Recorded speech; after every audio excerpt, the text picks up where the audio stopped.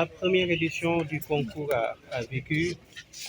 Elle a certes pris beaucoup plus de temps parce que ça nous a pris 2 années pour accompagner les porteurs de projets. Je rappelle que cette première édition était dédiée aux primo-entrepreneurs, c'est-à-dire aux porteurs de projets qui, pour la plupart, n'avaient pas une expérience entrepreneuriale. Il fallait les aider à créer leurs entreprises, à se formaliser, à avoir des outils de gestion, à développer leur production, souvent si c'est des productions assez techniques, à les aider à pouvoir porter leurs entreprises à la vie. Et c'est pour ça que ça nous a pris beaucoup plus de temps.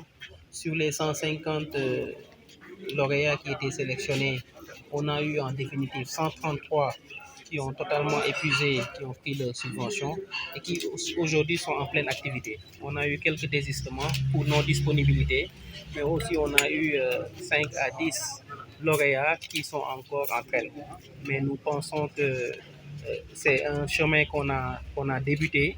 Avec ces lauréats, nous irons encore et pour plusieurs années jusqu'à ce que toutes leurs entreprises soient bien au pied. Vous avez vu que tout ça a créé également des emplois. Oui, effectivement, l'objectif du projet de manière générale était de créer 200 emplois au Sénégal. La seule première édition nous a permis de créer 417 emplois. Parce que pour chaque entreprise PME, on a eu au moins trois, trois emplois qui en ont découlé.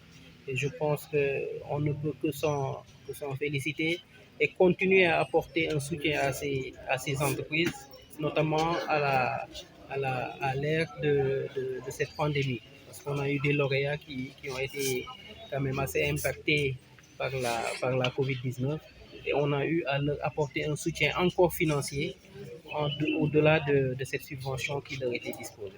Et justement, pour la deuxième édition, c'est dans un contexte de pandémie. Ce sera quoi la particularité? Vous allez miser sur quoi? Alors, la première édition était destinée aux porteurs de projets.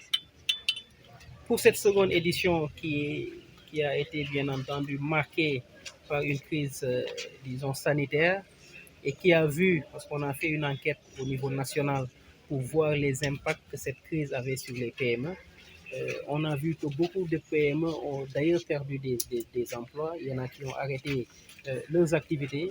On s'est dit, au lieu de faire une seconde édition toujours destinée aux porteurs de projets, pourquoi pas ne pas aider ces entreprises qui existent, qui sont encore jeunes et qui ont besoin de subventions, puisque souvent difficile à accéder au financement, qui ont besoin d'un appui de l'État pour pouvoir conserver leurs emplois. Une est de créer des emplois, mais une autre raison est de pouvoir conserver ces emplois-là qui existent déjà.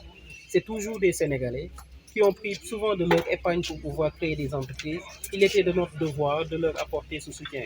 Donc la particularité de cette seconde édition, c'est d'apporter un soutien financier qui peut aller jusqu'à 20 millions de CFA à 120 entreprises sénégalaises qui, entre 1 à 7 années d'activité, tiennent une comptabilité et ont un chiffre d'affaires qui est inférieur à 250 millions de francs CFA. Quels sont les secteurs d'activité qui peuvent candidater et au sortir un peu de ce concours, vous l'avez souligné tout à l'heure, il y a un quota qui est réservé pour la région de Thiès.